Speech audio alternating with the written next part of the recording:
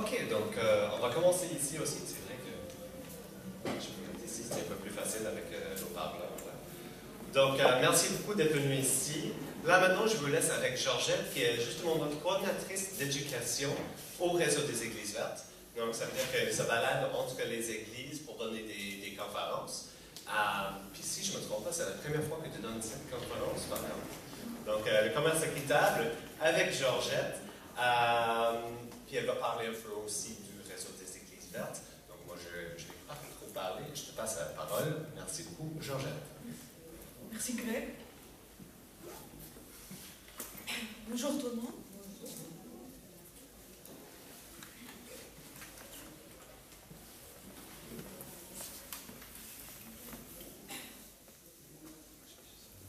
Aujourd'hui, nous allons discuter et aborder le sujet du commerce équitable. La première question, quand on parle du commerce équitable, une question alternative, donc forcément le commerce traditionnel qui est déjà mis en place, il a un problème. Donc c'est ça, il a un problème et il y a des enjeux. Donc avant de poser la question, c'est quoi le commerce équitable? Il faut premièrement comprendre les enjeux du commerce traditionnel.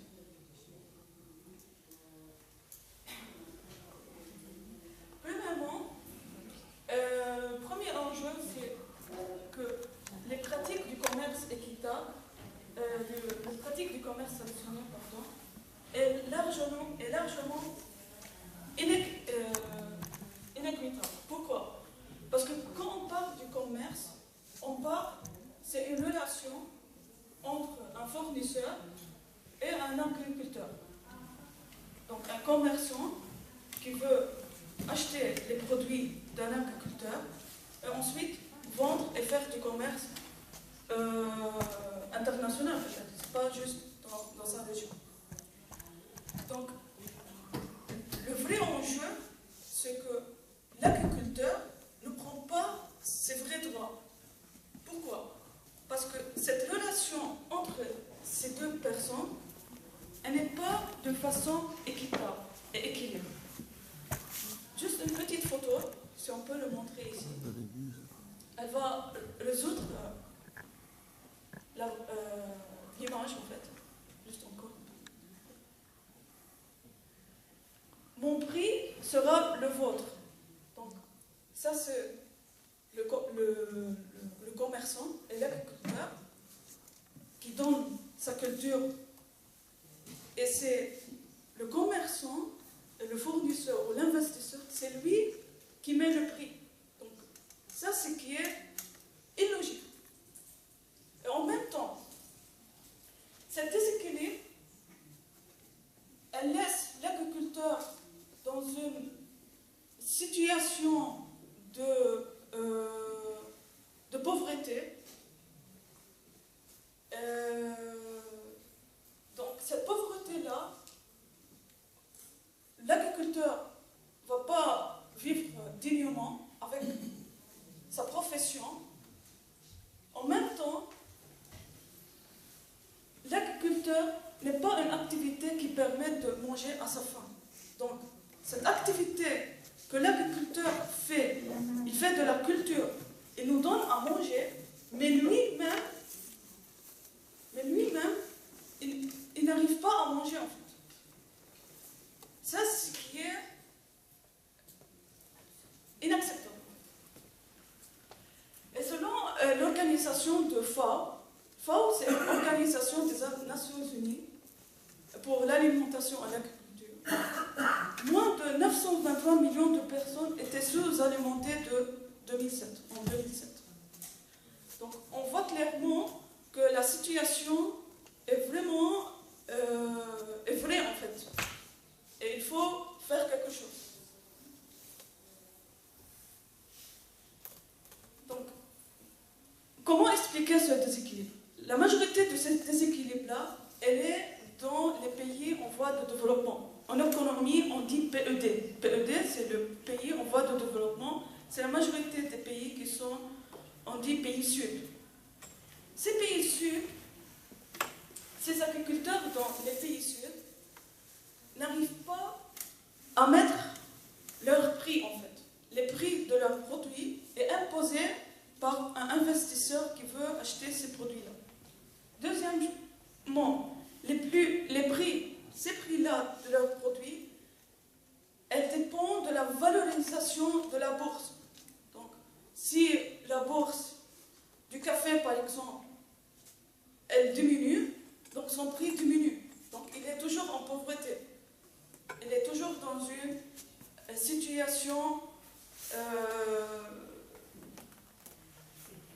précaire. Voilà, je cherche cette mot-là. De la précarité. Voilà, merci. En même temps, parce qu'il est pauvre, il n'arrive pas à apprendre en fait. Il n'a pas de temps à apprendre, à dire pourquoi ma situation est toujours pauvre. Donc il n'arrive pas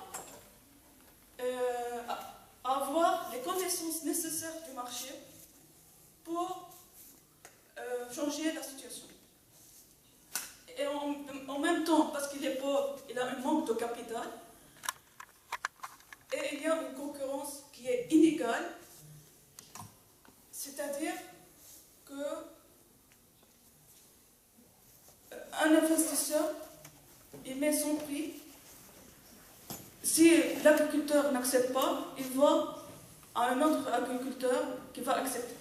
Donc il y a une concurrence aussi qui affecte sa situation.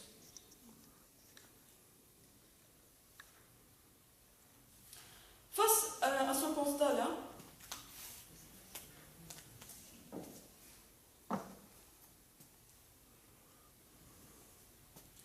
donc c'est ça le besoin d'un commerce équitable. Face à ce constat-là, l'objectif du commerce équitable permet aux producteurs et aux agriculteurs de vivre dignement et de gagner en autonomie, donc de gagner sa vie en fait. Comment en fait? Comment le commerce équitable va permettre aux agriculteurs à gagner par leur travail? Ben, si on voit clairement les graphes ici, un modèle économique du commerce traditionnel.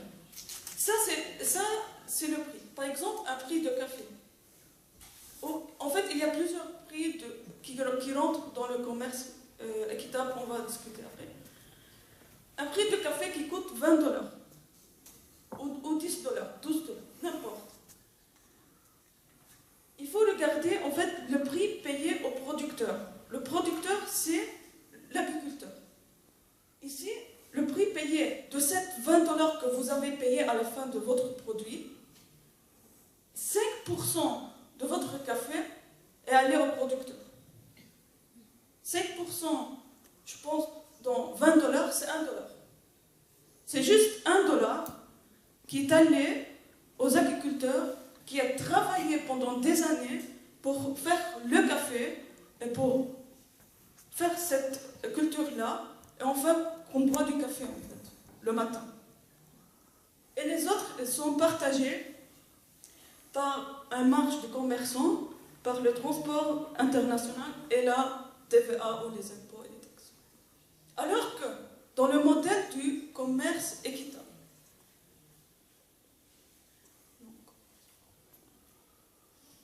le prix payé au producteur est 25%. Donc on a passé de 5% à 25%. Elle est variée. Donc elle est variée entre 25 et 30% au producteur. Donc en moyenne, le prix du produit qui est payé au producteur dans le commerce équitable, varie entre 15 à 30%. Donc, si le prix du café, on a fait l'exemple là de 20 $, donc 5 $, il est dans les poches du producteur ou de l'agriculteur.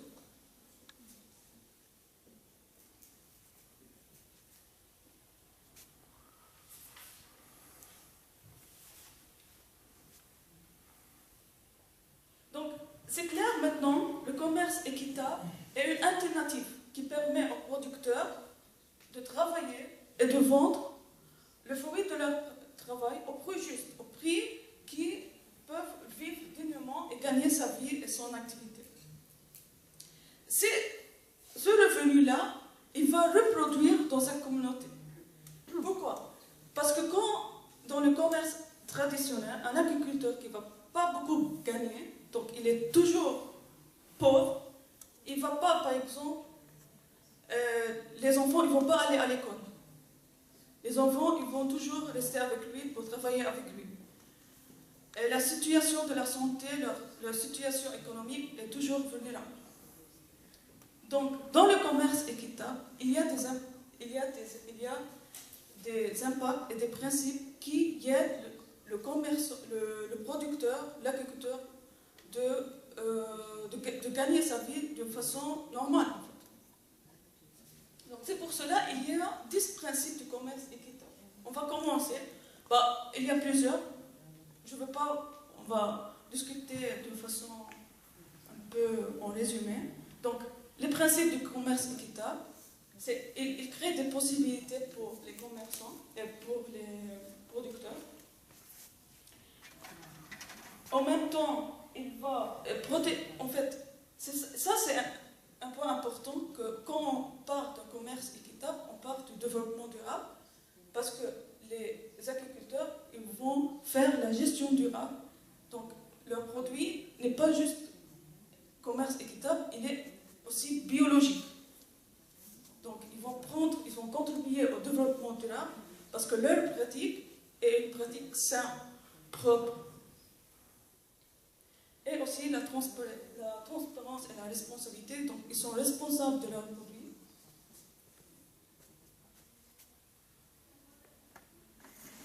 Donc, le paiement est maintenant devenu équitable. Il renforce les capacités. Il garantit des bonnes conditions de travail parce qu'il est en bonne santé, il peut même acheter leurs médicaments, aller à l'hôpital. Ça, c'est la plus importante. Il garantit l'interdiction du travail des enfants et du travail forcé. Parce que dans le commerce traditionnel, il y a beaucoup des enfants qui sont forcés à travailler parce qu'ils ne vont pas aller à l'école. Enfin, il respecte l'environnement et il promouvoit le commerce équitable. Comment? Parce qu'un agriculteur, quand il va entrer dans ce système-là, il va encourager d'autres agriculteurs, d'autres produits à entrer dans ce processus qui est équitable. Voilà. Donc, maintenant, la question qui se pose, quels sont les impacts du commerce équitable? Il y a 3 impacts. Je pense que maintenant, on peut répondre à cette question normalement. Les impacts sociaux, les impacts économiques et les impacts de l'environnement. On a commencé à avoir cette idée-là.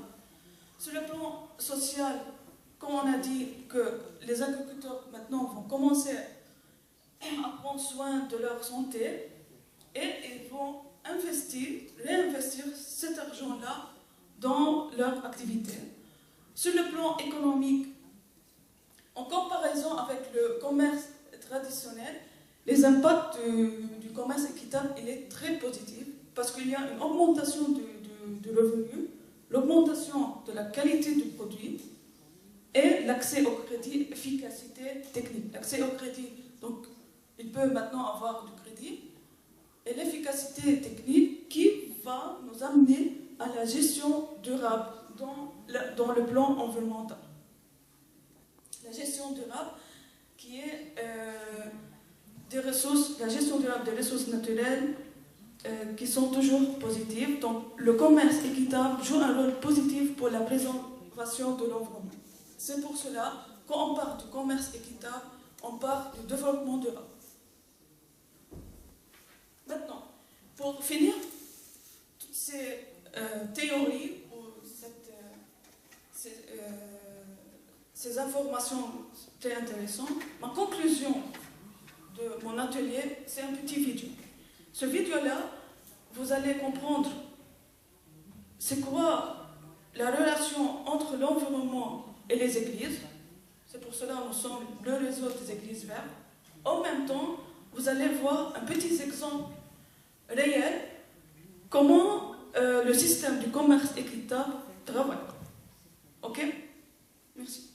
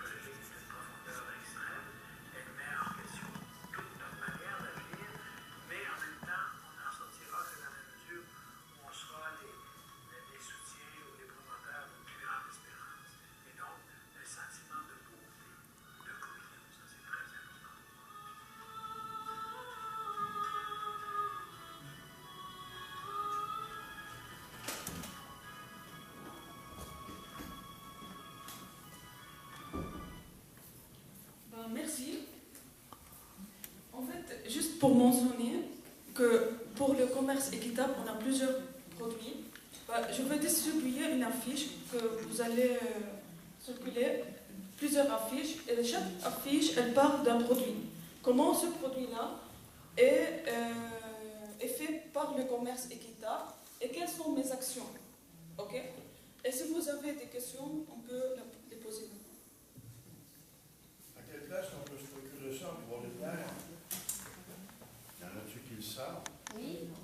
Vous pouvez regarder dans les épiceries, si vous regardez les deux logos qui ont été présentés, que ce soit souvent dans les boutiques un peu plus locales, les ventes locales, des fois ils ont des options équitables aussi. Donc vous regardez si votre café contient les deux étiquettes qui étaient... C'est exactement. Il y a des étiquettes certifiées logo. Il y a Centropole, il y a Fairtrade, Canada.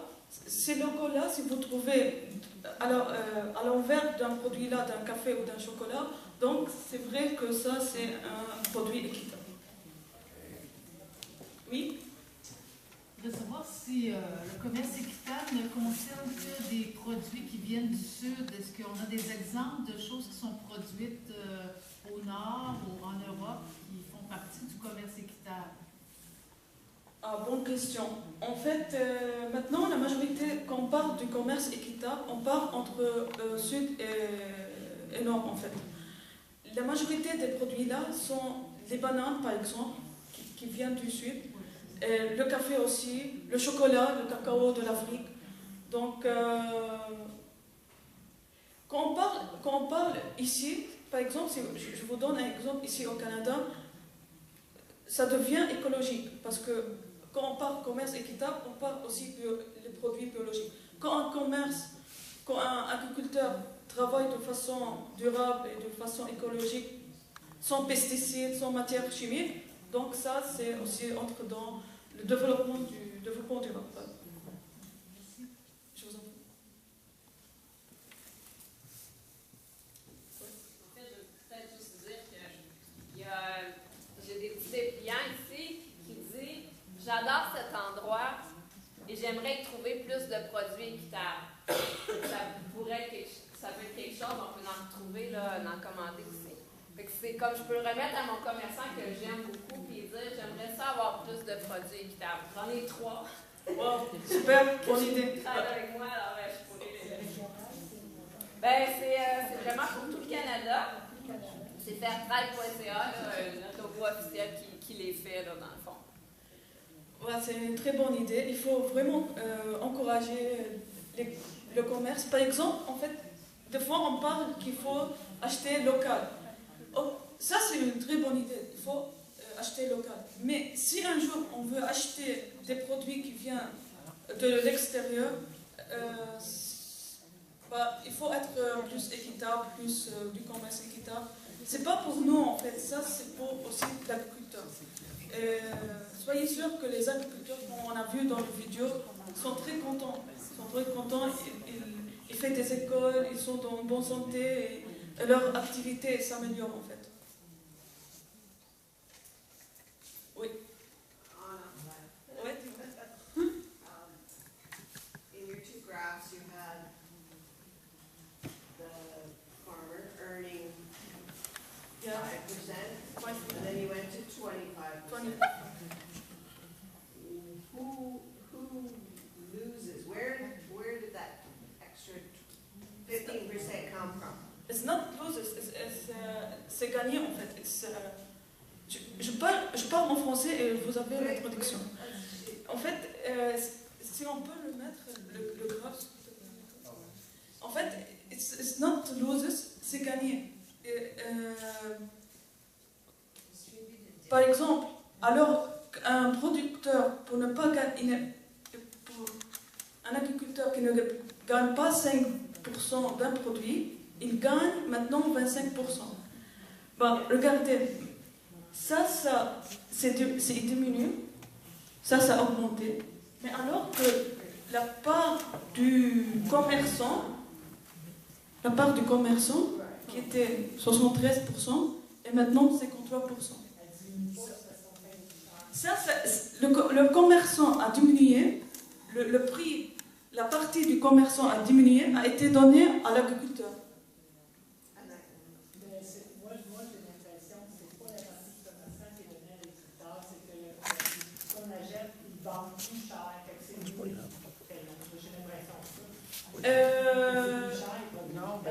soit équitable, justement, Ouais. pourquoi que celui qui le vend a 73%, il n'a rien fait sauf le vendre, puis l'autre, fait que c'est pour ça que ça devient équitable. Il C'est va clair. baisser son quota à lui. Nous autres, on ne payera pas super plus cher, puis ça va être séparé plus équitable à celui qui le fait qu'à celui qui fait rien, qui fait juste le vendre. Mais le café équitable n'est pas plus cher à l'achat pour moi. Oui. C'est pas plus cher, c'est pas plus cher, c'est plus en qualité en fait, tu peux dire. Pour le moment, C'est un produit de qualité. plus on en vendra, plus les prix vont baisser. C'est clair, c'est clair, c'est clair. C'est ça. C'est que quand la demande augmente, le prix diminue. C'est clair. Un exemple des bananes. Les bananes, c'est comme une banane équitable et biologique qui est comme 1,49 la livre. Puis un prix régulier d'une banane est 80 sous la livre, peut-être? Oui, parce que la gestion du produit n'était pas durable, n'était pas biologique. Et en fait, quand on fait de la bio, c'est du bio, c'est de qualité, ça prend du temps. Et c'est pour cela, peut-être on paye un petit peu plus, mais on est certaine, on boit d'un bon café. Et le réseau des églises vertes, en fait, c'est juste un petit point. On a du café équitable, et c'est très bon. Très très bon. Et même les chocolats équitables, si un jour vous allez goûter, aussi c'est un des meilleurs chocolats en fait. Il y a maintenant, il y a aussi que si vous, il y a des bananes maintenant, il y a plus des bananes.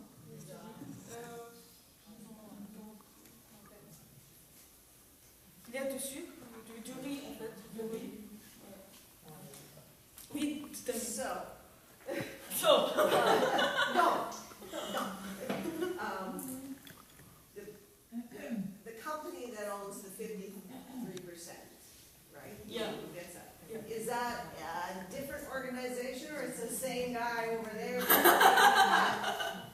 You know? It's not the same guy, but yeah, it's a company. So who creates this new company that takes less percentage? It's the same, but because it's the company of. En fait, c'est la compagnie qui transporte les produits en fait. So let's take Nestle for example. Nestle's Okay. a big coffee bar. Yeah. They're not going to go and say, "Oh, I got No. 73%. I'm going to go to 53 No. to be fair." Non, So who is doing the fair one? it's many people who have l'entreprise, la compagnie, you have l'association qui prend soin, qui donne la certification en fait du commerce équitable, comme Fairtrade Canada. En fait, Fairtrade, il y a Fairtrade Canada, il y a Fairtrade Europe, il y a Fairtrade. So fair trade is It's- the company? it's not a equivalent- it's not a it's company, an no, but it's association. that 53, it holds the 53% piece? It does the management? It take part, it's a part, elle est dedans en fait. Elle est dedans dans le 53%. Le 53%, elle est partagée pour les associations, pour les entreprises, pour les transports. It's many people in the 15. Juste pour éclairer un peu la réponse, Ouais, dis-moi. il y a plusieurs types de manières d'acheter équitable. Il existe un mouvement au Québec de bénévoles qui s'appelle le groupe d'achat Nourrir. Et Nourrir achète en grande quantité. Puis généralement, quand c'est équitable, c'est aussi biologique. C'est pour ça que Georgette a parlé des deux en même temps. Alors, tu sais, vous parliez des fruits tantôt, il y a des dattes, des abricots, tu sais, ça commence à pulluler. Mais des groupes d'achat comme Nourrir, que ce n'est que des bénévoles, on achète en gros et on redistribue la nourriture entre nous selon ce qu'on a commandé. Donc, ça permet de ne pas être dans un processus de compagnie lucrative, mais d'être dans un OSBL où est-ce qu'il y a repartage et c'est directement ou presque directement du producteur. Il y a un grossiste généralement entre les deux, mais il n'y a pas le système traditionnel économique du commerce. Donc, on est capable de réduire les prix dans ce temps-là parce qu'il n'y a pas ou peu d'employés. Donc, c'est une autre manière de voir le commerce équitable versus traditionnel et ça élargit aussi les horizons du commerce équitable. Bon, en fait, si un jour, la majorité de nos produits, juste pour ajouter à votre question, si un jour la majorité de nos produits sont équitables, bah, je pense que toutes les entreprises et les compagnies, bah, ils vont entrer dans ce système-là aussi, avec les associations. La différence entre l'équité économique et l'équité écologique, je vais expliquer avant, ça peut être économiquement équitable sans nécessairement être écologiquement équitable. Ben, c'est pour ceux qui sont souvent biologiques. Non, c'est ça. Un n'équivaut pas. Un ne veut pas dire l'autre. Non, mais les produits qu'on achète présentement équitables sont biologiques. En fait, parce que un des... Pour avoir un commerce équitable sans être biologique. Oui, mais présentement, est-ce qu'il existe? En fait, mais non, un des principes du commerce équitable, faire la gestion durable. Oui. C'est ça. Parce que le producteur et l'agriculteur, il va prendre soin de sa terre, il ne va pas mettre des pesticides, des substances chimiques. Voilà. Donc, ça aussi va donner de l'efficacité technique, de l'efficacité d'un produit et d'un produit de qualité. Et c'est les associations, Fairtrade ou autres, qui font en fait l'évaluation des produits. Et ils ne donnent pas leur certification. En fait, et ces associations, elles aident aussi ces producteurs à entrer dans ce système-là, pour avoir cette certification. Je ne sais pas si... Oui? 5 minutes. Bon, voilà. J'espère qu'on a bien éclairé sur ce système-là. Et j'espère un jour que la majorité de nos produits entrent dans ce système d'un commerce équitable. Mais pour avoir cet objectif-là, tous ensemble, il faut promouvoir le commerce équitable. Il faut chercher où sont les produits équitables dans notre région. Et j'espère que les affiches vous avez donné un peu d'idées d'action et de sensibilisation. Merci.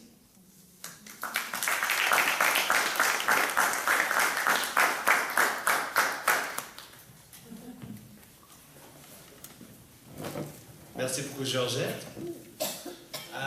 Donc là, c'est la dernière conférence avant notre dîner. Pardon. Mais vous avez quand même 5 minutes, donc si vous avez des questions, je vous laisse avec Georgette pour 5 minutes. Sinon, le dîner, c'est 1 heure, donc on reprend les activités à 13 h. Je pense, là maintenant, je vous redonne. Oui.